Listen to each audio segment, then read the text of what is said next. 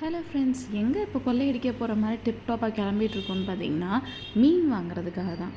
Already அம்மா வந்து மீன் குழம்பெல்லாம் வச்சிட்டாங்க. ஆனால் எனக்கு அந்தளவுக்கு மீன் பிடிக்காது. ஸோ நண்டு, ப்ரான்ஸு இல்லை கனவா எதுனா வாங்கிட்டு வரலான்னு சொல்லிட்டு தான் போனோம். போனது ஏதோ ஒன்று, ஆனால் வாங்குறது ஏதோ ஒன்று. தர்பூசணி விலையெல்லாம் இப்போ 12 ரூபா இருந்துச்சு, கிலோ 25 ரூபா வரைக்கும் விற்றுட்டு இருந்துச்சு. அதை பார்த்துட்டு விடுறதுக்கு மனசு இல்லாதனால அதில் ஒரு பழத்தை வாங்கிட்டேன். அப்படியே வந்து ஃபிஷ் கடைக்கு போயாச்சு. நாங்கள் யூஸ்வலாக வாங்குகிற SRF ஃபிஷ் கடை தான். பார்த்திங்கன்னா நண்டு, கனவா எதுவுமே இல்லை. அண்ட் ப்ரான்ஸ் மட்டும் தான் கொஞ்சமாக இருந்துச்சு. அதை வாங்கிட்டு அப்படியே வீட்டில் க்ளீன் பண்ணிவிட்டு, தண்ணி பழம் வேறு எண்ணெயும் பாருன்னு சொல்லிட்டு இருந்துச்சு. அதனால அதையும் வெட்டி அப்படியே சாப்பிட்டாச்சு. செம்ம டேஸ்ட்டில் இருந்துச்சு.